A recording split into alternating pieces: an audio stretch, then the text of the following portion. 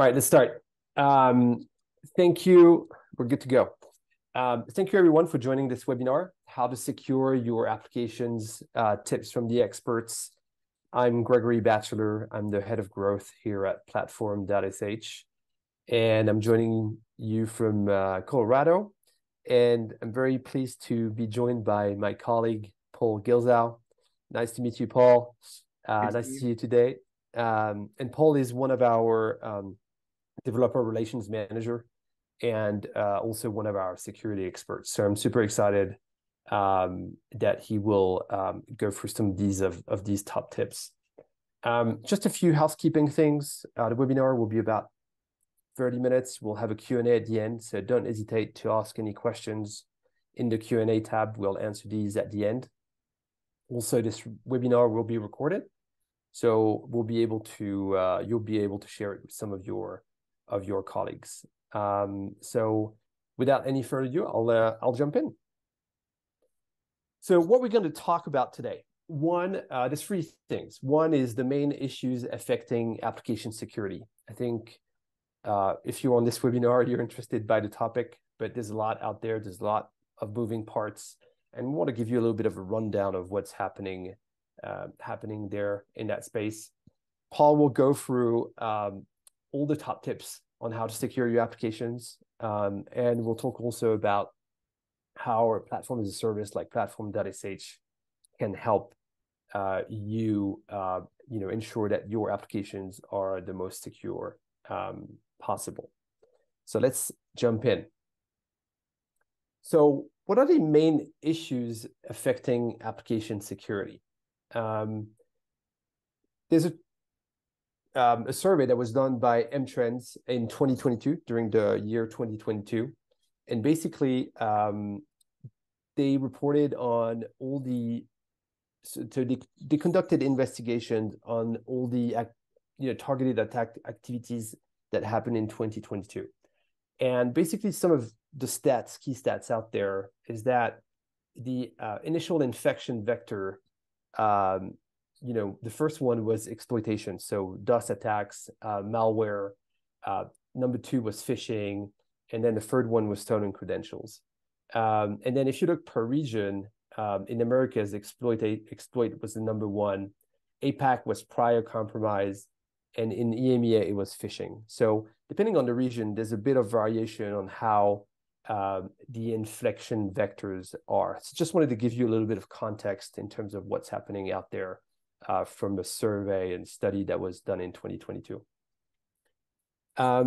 Another thing that's happening right now is obviously the cost of data breaches. In a survey from IBM, they said, IBM works with pretty large organizations, so these numbers are a little bit inflated maybe, but IBM said that the global cost of data breach is 4.4 million every time that this happens. And again, I guess this is on larger orgs.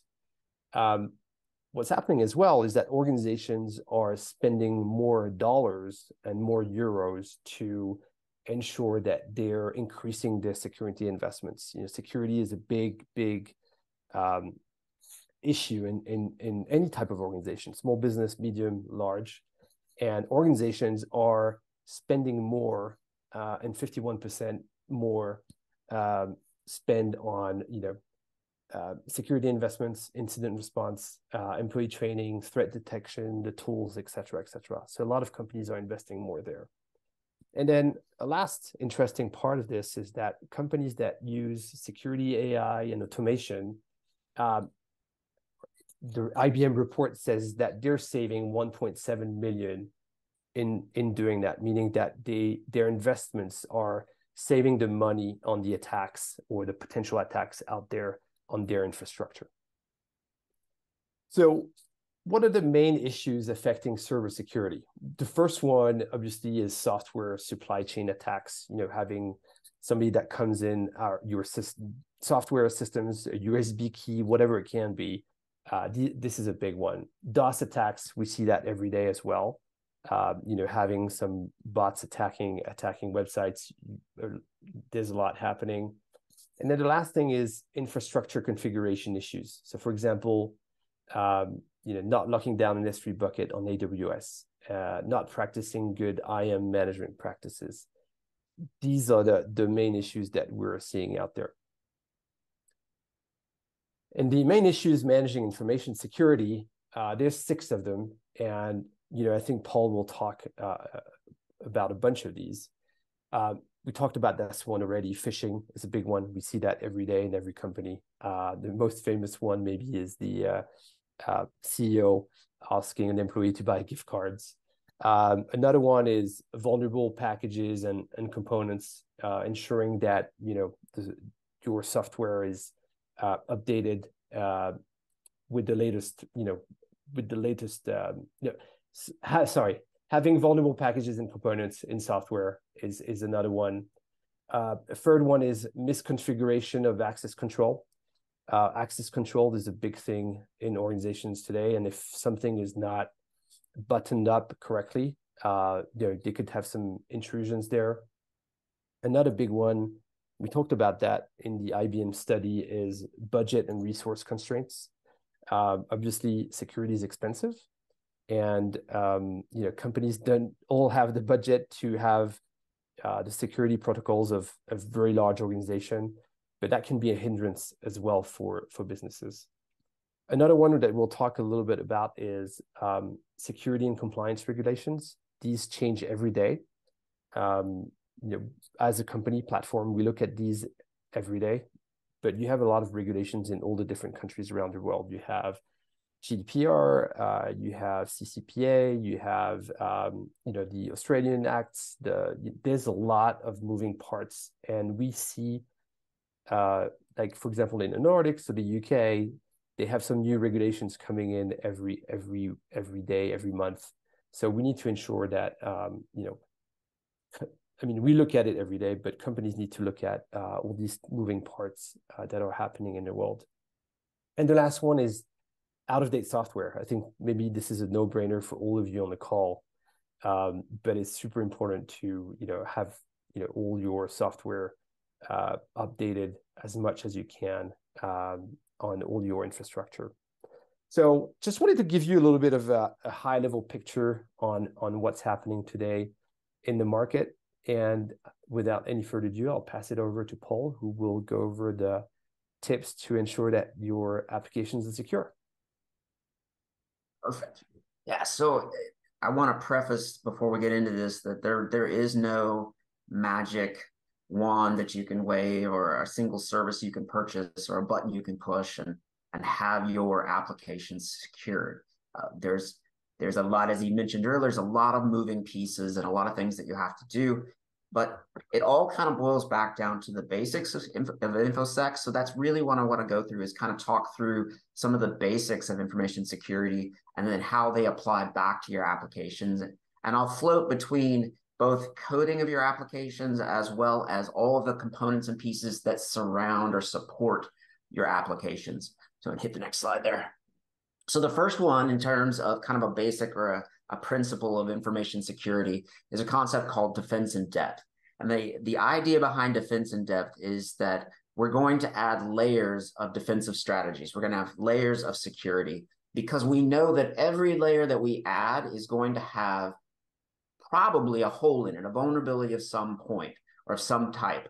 So the idea is that by adding multiple, even if an attacker is able to get through one, we have another one to block them as soon as they get through, with the idea that we may not be able to fully stop them, again, because every layer can potentially have a vulnerability or a hole, but that we can slow them down and make this extremely difficult for them to get through. So in terms of your applications, it's just adding as many different layers of defensive strategies as possible. So you might add a WAF, you might add multi-factor authentication, you might have complex passwords, you might have secure login. Again, we're just adding more and more and more of these defensive type layers. Let's go ahead and hit the next one there. Another concept is minimizing the attack surface. So we want to, what the idea here is that we want to minimize the areas that we've exposed to be able to be attacked. So we talked about, he mentioned earlier, vulnerable packages. Well, if you don't need a package, you should get rid of that package. If you brought up a server to host your application and it has other services, maybe you're not going to be using Apache, but it has that service installed. If you get rid of it, you're minimizing that attack surface. You're minimizing the pieces and components that are there that are able to be a vulnerability. So again, as you're setting up your applications, as even you're coding your applications, you want to minimize those pieces and parts, those paths into your system. Get that next one there. Principle of least privilege. This goes back to those IAMs and setting and misconfigurations as far as permissions. We want to make sure that the pieces that we're exposing, that we're giving access to, that we're granting only the minimum amount of permissions that someone or something needs, that in order to allow them to complete their task. And we want to make sure, in addition to that, we only want to give them those permissions for as long as they need to complete the task. And we want to revoke those as soon as possible. So we don't, you mentioned the S3 bucket, and that's a great example of this. By default, most people just give full access to those S3 buckets. If you've used AWS, you know the complexities of trying to set up permissions, and oftentimes it's easier to just give full control to everything. And a lot of systems are like that. It's difficult and challenging to do fine-grained control. So the default for a lot of people is just to give global access to everything. And what we want is the opposite. We want to make sure that we're giving the least amount of permissions, the least amount of privileges to either a person. That's usually what most people think of, but it could also be to other systems. So if you're allowing other systems, say you set up an API and you're allowing other systems to access that API, you want to make sure that the access you're granting to those other systems is the minimum possible for them to do what they need to do. Go ahead and hit the, there we go. So the next one is to stay alert. This goes back to both the outdated packages and outdated software. Is you need to be on top of your applications as far as the information being ingested or those packages that you're doing, but also in terms of thinking about the people using the systems, the people you've allowed in, as it points out that, that humans are the weakest link in information security. You can have multiple layers of defense. You could have minimized the attack surface. You could make sure that everything is constantly up to date. But then if somebody that has an admin privilege into the system or has an elevated privilege into the system is somehow tricked into giving out that information or giving out that access, everything else you've done is destroyed. That next piece is really interesting, and I think that number is even too high. I think it's even quicker. That once vulnerabilities are noted, once they're publicly released, you can begin to see attacks on those systems within minutes, definitely within fewer than 5 hours. I remember in the past putting sites up, brand new sites up, and within 2 minutes, I could see attacks in my logs. Like just literally set the site up and automatically it starts going in. So you've got to stay alert with that piece. In addition, good logging is going to be one of your best friends. Logging those requests, going back and analyzing those logs to see what's going on. Even better is adding some type of intrusion detection system on top of your application, so that and you've immediately been notified in terms of when an intrusion might occur, and then have those logs to back that up. Oh, this is the important one. As I kind of mentioned earlier, it's never finished. Again, it's not something that you can push a button and you're done, or it's not a checkbox that you can mark off. New vulnerabilities, new exploits are being released. I'm not even going to say daily. We're talking hourly. All the time throughout. Just every single day, new things are coming up. In addition, your packages, your dependencies of your applications, where your application resides, its dependencies, its binaries, its programs, everything's being updated all the time, right? Everything's being refreshed, re-updated, and all of those potentially have new vulnerabilities. So this is a constant effort. You're going to have to make this part of your software development lifecycle, part of your auditing process. It has to be a continuous thing that you always come back to and reevaluate and see where you might still be falling short. Good. Yeah, there we go. So securing your application. So one of the pieces that I didn't mention as a separate bullet point, but you can't secure what you don't know. So you need to make sure that you're tracking as best as possible the components of your application, be it APIs that are exposed, but also what applications you have, who has access to them, what things they're connecting with, et cetera. So again, make sure you're keeping track of your APIs. Always be using the latest TLS and SSL cert types. Be checking into authentication, authorization. Make sure you're auditing who has access and what kind of access they have. Make sure your logging is always up to date and is running, and rate limiting if needed. Definitely, as one piece of that defense and depth strategy, is if you have the ability to, or you have access to one, put a web application firewall in front. So it can block kind of those lower hanging pieces of fruit, those easier attacks, to prevent those things coming in. Again, not as the be all end all in terms of security. You can't just put up a WAF and say, now I'm secure. It is part of a larger defense in depth strategy. So definitely, if you have one, try to use one of those. Go ahead and get the next one there. There we go. Sorry, I just lost my train of thought. So moving on with this, part of staying alert, I always call it being paranoid. You should never trust external data, right? You should never assume that the data that you are ingesting into your applications is actually okay. Now, there is a balance here. You have to balance between how far is too far and what's too little.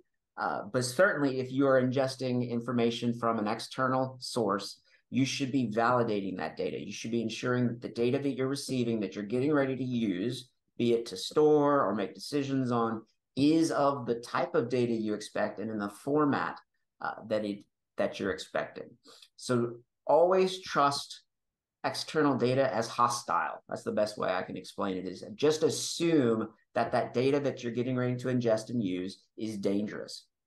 If you've never heard of the OWASP, it's the Open Web Applications. No, I just messed that up. I forget what it stands for. But search for OWASP Top 10. It tracks the top 10 security problems that they're seeing in web application.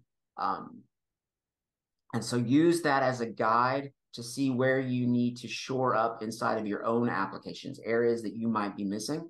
It's interesting to go back and review the history of the OWASP Top 10, because the top 10 don't usually change. It's usually 6 or 7 are the same thing every year, and 3 kind of flow in or out.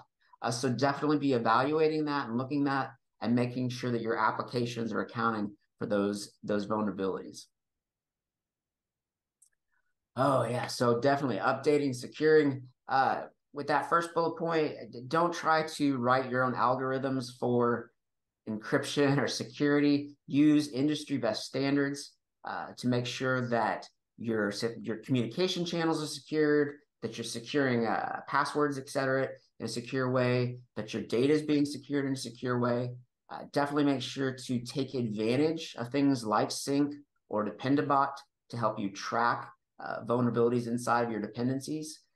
Dependencies are another instance where that balance, right? A dependency, a package, a composer package, an NPM package, whatever, those are third party, right? So unless you're auditing every single dependency of your application fully, you're having to give a level of trust out to that third party that they're not a vulnerable victim a supply chain attack, right? So it might be farther down into one of their dependencies. So definitely use things like Dependabot to help you track those security risks, to help you track those vulnerabilities. Definitely make sure that your security inside your web servers, your database platform, any service that your application is using is configured securely. You want to make sure you're, again, going back to those principles, you want to make sure that you are giving the minimum privileges to those services. Those services have set the minimum privileges. They're set up in the most secure way possible. Those are a changing platform as well, right? Each of those are going through updates. So you're going to have to constantly be going back and checking those and making sure those are configured correctly. Get the next one there. So DevSecOps. So there is you might hear of a phrase called shift left or DevSecOps that really is trying to shift security further into the software development lifecycle. What we want to do is try to capture or catch security issues earlier in the application process before they ever get to be a problem. So you want to make sure that inside your SDL, you are strongly encouraging or requiring your developers to do static analysis of their of their code as they're building it. As those things are moving forward through the dev and staging, that life cycle process, and going through reviews, you want to make sure you're doing dynamic analysis security testing against those. So long before any of those code changes are ever promoted up into actual production, you want to make sure you're testing them both from a static side, checking the code itself, as well as the dynamic side to see if there's any additional bugs or vulnerabilities that have been introduced at runtime. Going back to humans being the weakest link, you want to make sure that everybody's using a password manager of some sorts for whatever access that they've been given, such that they don't even know the passwords. Anymore since I switched to a password manager 10 years ago, I can't give you any of my passwords because I don't know them. I just let the password manager handle that. And that ensures also that they're using different passwords for everything. They're not reusing any of those passwords. So thanks, Paul. Sorry, go ahead. No, good. Please finish, please. You can go ahead and talk for a second. I'll catch my breath. No problem. Thanks, Paul, for these tips. I hope these are helpful. We'll have a little Q&A session at the end, so don't hesitate to ask any questions in the Q&A tab. We already have a few questions, but just wanted to repeat there. Don't hesitate to ask them. We'll answer them at the end. And sorry, Paul, please continue. Sure, no problem. So what you didn't mention earlier is before I came to Platform, I worked at the University of Missouri, which is the flagship university in Missouri. I worked there for 21 years, and at the time that I left, I was in charge of building out the web infrastructure for the university. And we were a customer of Platform. Before we moved to Platform, we averaged about 2 or 3 compromises per month for websites. And the university has like 1,500 something websites. So 3 out of 1,500, that's not too bad. But what I can tell you is once we moved to Platform and we were able to kind of adopt some of the pieces that Platform already does, we reduced that number to 0. In fact, in the 3 years that I was there after we adopted Platform.sh, we had 1 compromise that really wasn't anything to do with Platform and developer. It was more of an SEO type vulnerability. So go ahead and go to the next slide. I can talk through some of these pieces about how Platform helps. I mentioned earlier that you have to know what you have in order to protect it. So particularly if you're in a large organization where it's very distributed, it can be difficult to even know what you own. What applications do you even have out there? So one of the nice things with Platform.sh being polyglot is that it can support all types of applications and present them to you in one dashboard. So you can see all of your projects in one place.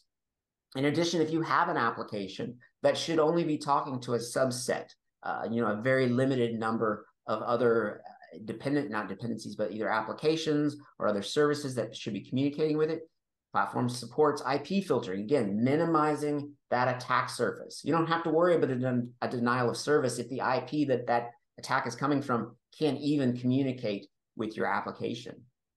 In addition, every project, every application, and all the services in the application are isolated from each other. So if you've ever been on shared hosting, you know the vulnerability that happens there where one application in that shared hosting becomes compromised, and now the entire collection of applications and services on that shared host are compromised. So with Platform, everything is isolated already from the beginning. So even if one thing does become compromised, you don't have to worry about all of your applications and all of your services being compromised. The next one.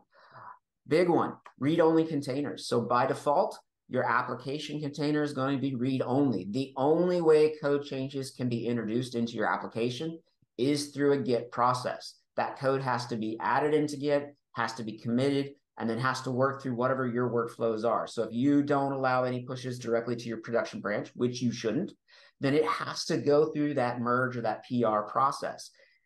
Plus, then Git already adds on top of it its own security controls as far as who has access. So if you're using GitHub or GitLab, you have all of those ACLs, all those permissions available to limit who can push code or even open up pull requests.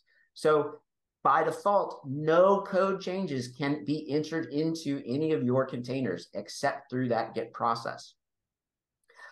You also have access controls inside of Platform.sh, so you can define exactly who can view a project, who can push code, who can create environments or virtual containers of those of your production environment. Full access control over who has that, and if you remove them, they immediately lose access to all those pieces. Platform.sh has a full security incident team available, monitoring issues with applications and the infrastructure. They're already gone through the data protection procedures for doing GDPR. In fact, Platform.sh has adopted a, and I forgot the term they use, but it's basically they've taken all of the strictest rules across the entire world in terms of information security and said, because they're available all over the world, and said, you know what, let's just apply all the most strict rules to everything we do. And that way we don't ever have to worry about not being compliant somewhere. So they've already done all of those different compliances. They also offer a vault service. So if you have API tokens, if you've got keys and passwords that your applications need, there's a vault service available for you to store those and be able to ingest those back into your applications. One piece I didn't mention earlier is backups is part of your security profile. It's part of your security defensive measure, because you don't have to worry about something necessarily being compromised if you know you've got a known good backup that you can depend on. So if you become compromised, you can immediately take down that compromise, restore from a backup.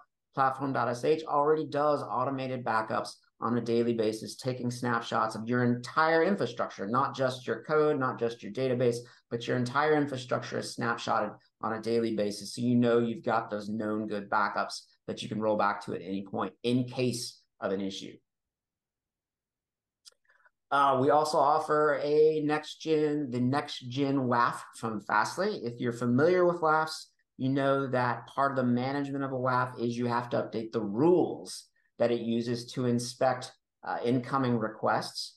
With the NexGen, it takes that up a next level so that it is automated. It is automatically analyzing those requests and vulnerabilities and potential injections and automatically updating the rules. So you can see there it's talking about how it already does OWASP top 10. It's already automating itself to update its set of rules, and you don't need those rules anymore.